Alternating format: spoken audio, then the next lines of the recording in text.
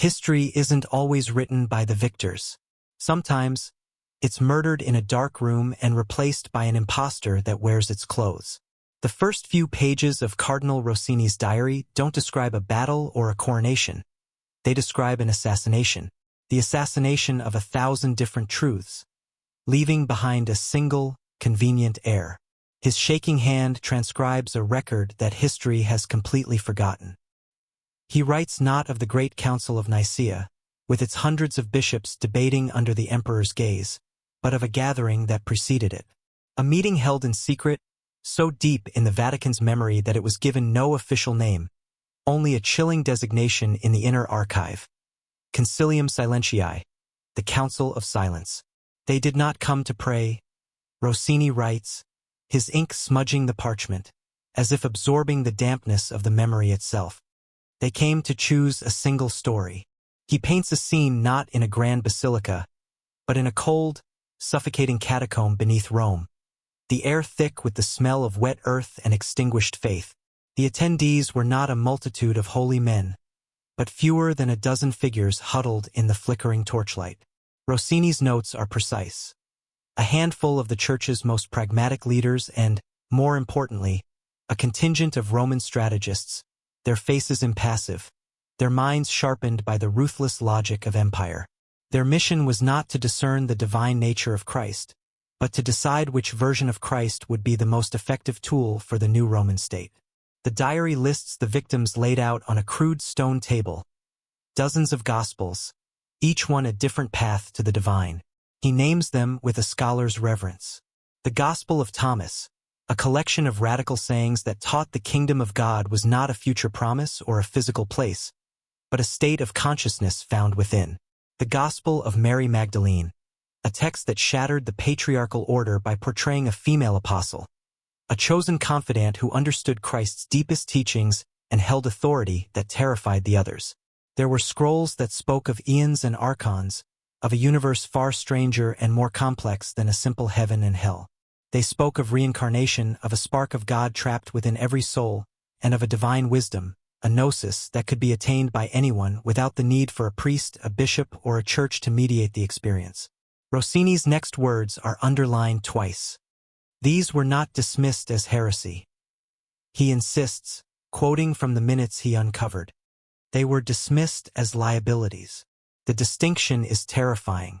A church that preached individual enlightenment was a church that could not be governed. A faith that granted women spiritual authority was a faith that would destabilize the Roman family and, by extension, the state. A Christ who was a mystical guide to inner discovery did not serve an emperor who needed a divine king to legitimize his own absolute rule.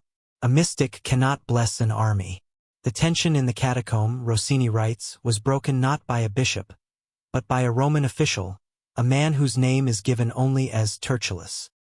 His words, cold and sharp as forged steel, sealed the fate of Western spirituality. We require a faith with a clear hierarchy and a simple narrative, Tertullus declared. One God in heaven, one emperor on earth, one church to bind them, one truth delivered from the top down. The rest is a deviation, not from God, but from order.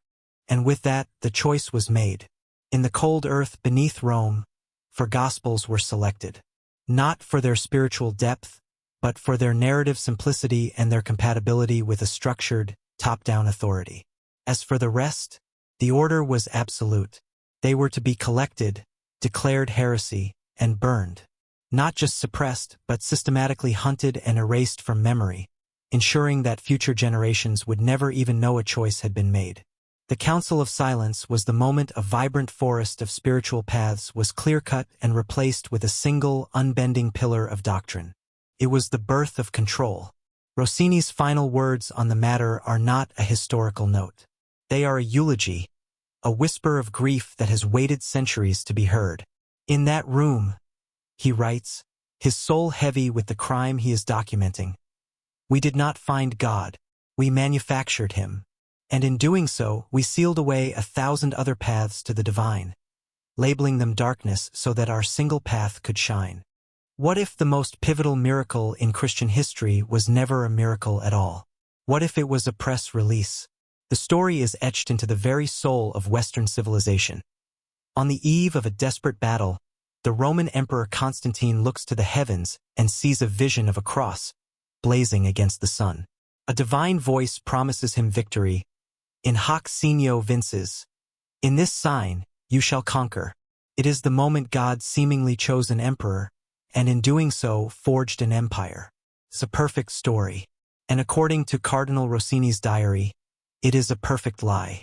Flipping through the brittle pages, Rossini uncovers a narrative far removed from divine intervention.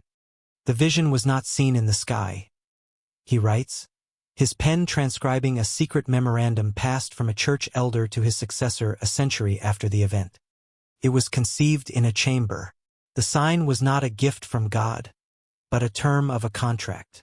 The cardinal's words peel back the sacred veneer of history to reveal the cold, hard mechanics of a political deal.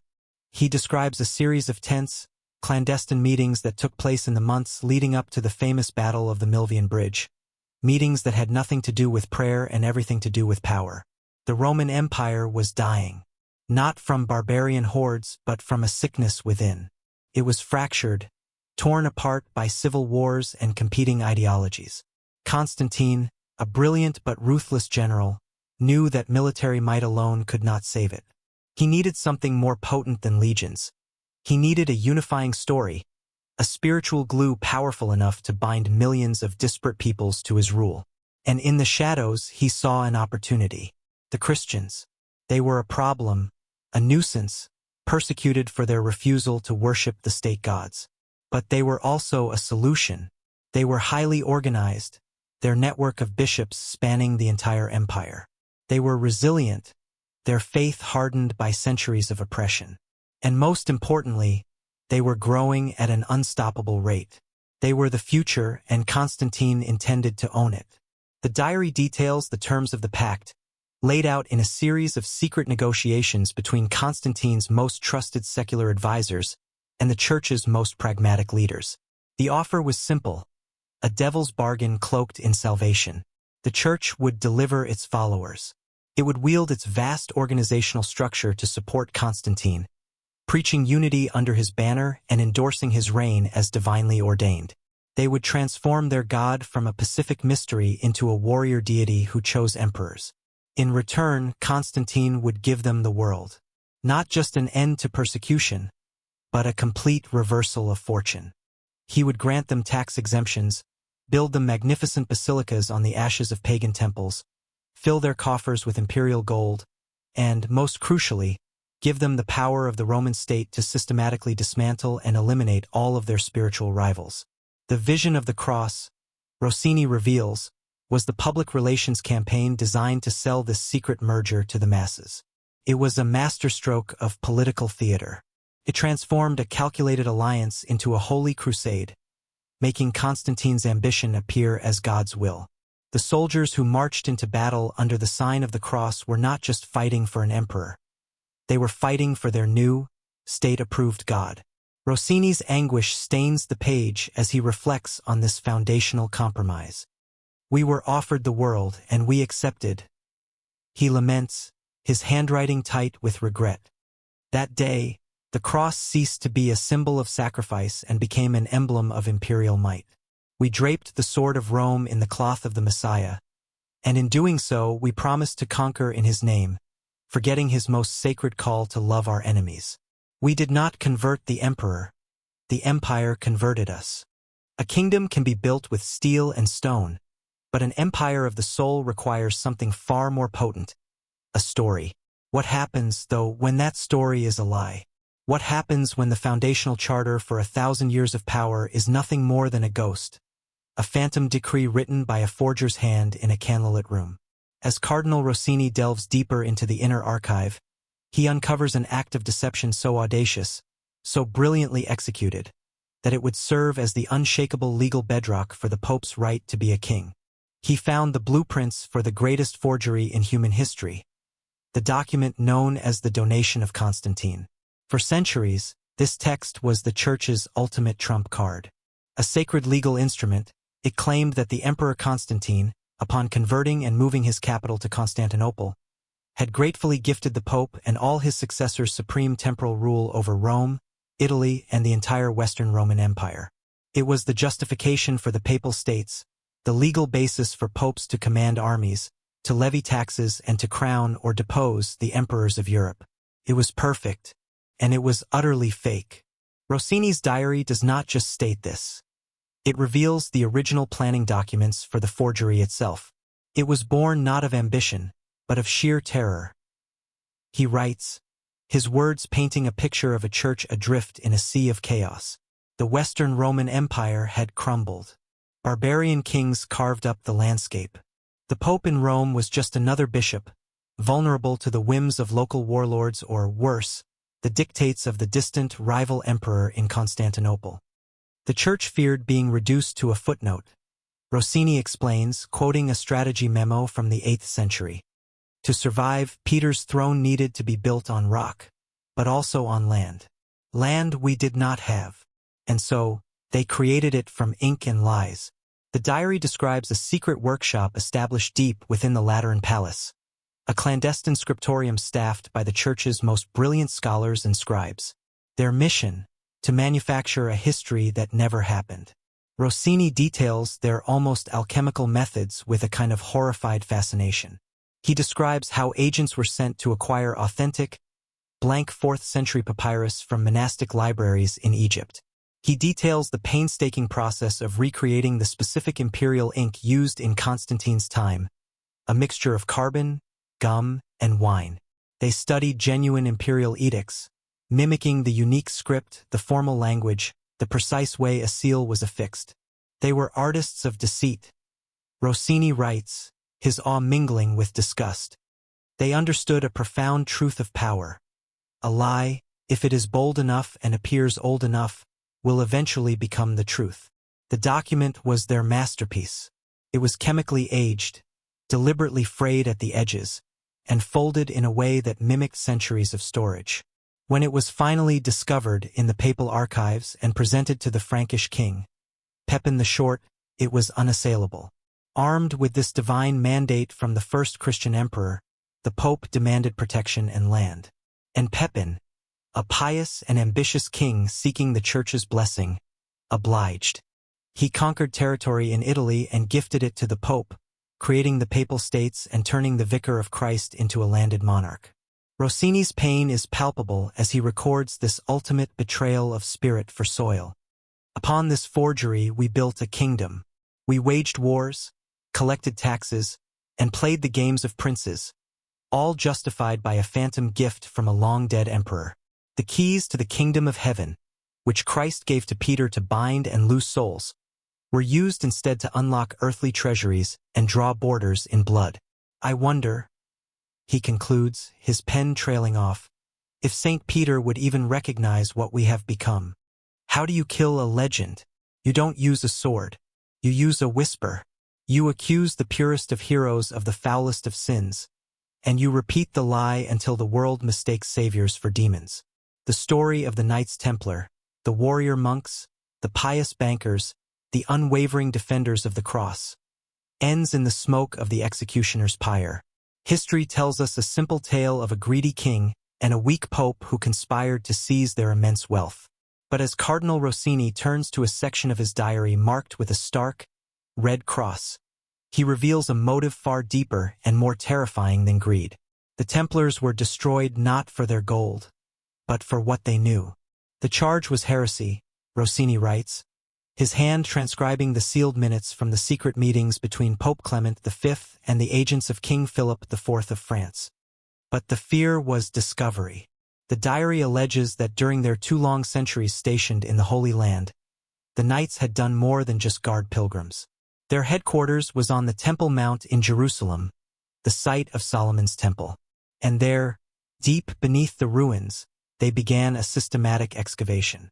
They were not searching for the Holy Grail or the Ark of the Covenant, but for something far more dangerous to the Church in Rome: knowledge. Rossini's notes claim they found it. A hidden chamber, untouched since the Roman destruction of Jerusalem in 70 AD, containing a cache of scrolls. These were not Old Testament scriptures, but texts from the earliest Jewish Christian sects, the very first followers of the man they called Yeshua. The diary is maddeningly, terrifyingly vague on the exact contents. It speaks of genealogies that did not end, of gospels that told a different tale, of rituals that predated Peter. Did they find proof that Jesus had a bloodline that continued? Did they uncover original gospels that portrayed a mortal prophet, not a divine deity, whose teachings had been twisted by the Council of Silence? Whatever it was, the discovery transformed the Templars. They were no longer just soldiers of the Church. They had become the custodians of a truth that could shatter the very foundations of papal authority. Their power was no longer just in their swords and their wealth, but in the devastating secret they held in silence. They had become a looming existential threat. The secret meetings described by Rossini were not about investigating rumors of heresy. They were strategy sessions for a coup. King Philip of France, drowning in debt, saw the Templars' vast financial empire as his salvation. Pope Clement, a virtual prisoner of the French king, saw in the Templars an organization whose power, wealth, and moral authority now dangerously eclipsed his own. The diary quotes the French envoy, "They are a church within the church, loyal only to a secret in a vault." The accusations of heresy, devil worship, spitting on the cross, idolatry were the weapon. A brilliantly cruel and effective smear campaign designed to turn the common people against the heroes they once revered, providing the perfect pretext for their annihilation. "I have read the orders for the tortures," Rossini writes, his script becoming a barely legible scrawl of anguish. "I have seen the notations in the margins, specifying which lies were to be extracted. They knew the confessions were false. They knew these were good men. They burned them alive, not for their sins, but for their silence." The coordinated arrests on Friday, October 13, 1307, were not the start of a trial. They were the final act of a conspiracy, an act of violent, systematic historical censorship, carried out with fire and steel, ensuring that whatever the knights had unearthed in Jerusalem would be buried with them forever. The Church didn't just execute men, it executed a memory. A confession without an ending is not a story, it's a ghost. It haunts the records, a silent testament to a truth that was interrupted. And after months of deciphering Cardinal Alesso Rossini's cramped, urgent script, this is where his testimony leaves us, in absolute unnerving silence. The final third of his diary is nothing but blank, yellowed pages, an abyss of unwritten words. What he did write, however, paints a devastating and undeniable portrait. He showed us a history built not on revelation, but on redaction.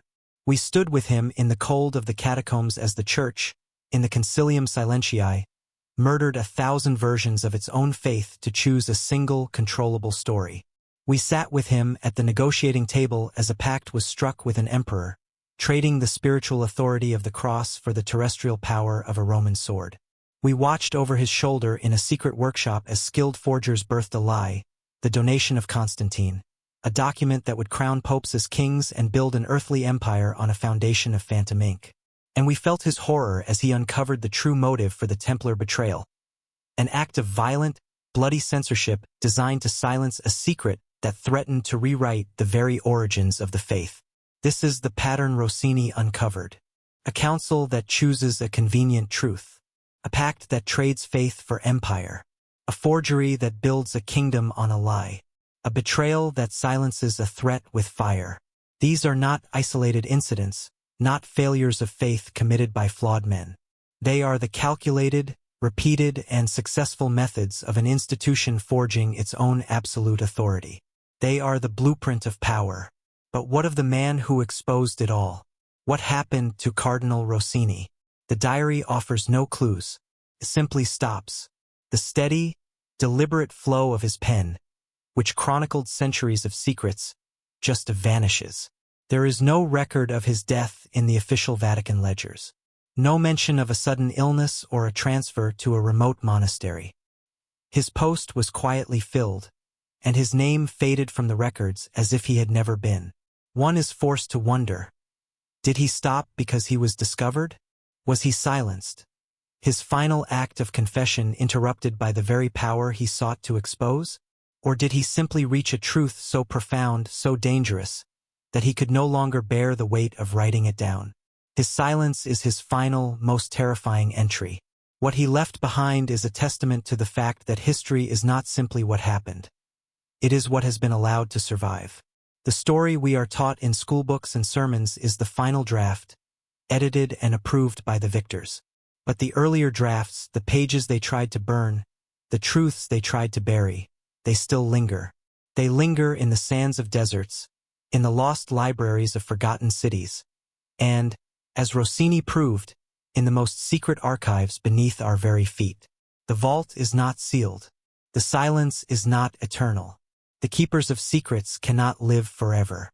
Rossini's final written words, penned at the end of the section on the Templars, are not a conclusion. They are a question that leaps from the page, echoing through 2 centuries to land squarely in our minds tonight. He writes, his pen stroke heavy with the burden of all he has seen. If this is what I have found hidden in plain sight, then what else remains buried in the true dark? That is the Cardinal's legacy. Not an answer, but a permanent, unshakable question. A challenge to look at the grand, stone edifice of history and wonder what lies in its locked rooms and silent cellars. The real story of our world is still waiting to be read. The only question is whether we are brave enough to demand the key. What if the most fervent prayers in the Vatican were not aimed at heaven, but were whispered warnings directed at the things they kept locked in the basement? For centuries, the Church has presented itself as a fortress of light against the darkness of pagan magic. But as Cardinal Rossini's diary bleeds into the 17th century, he uncovers an operation that reveals the Church's true relationship with the arcane. They were not trying to destroy it.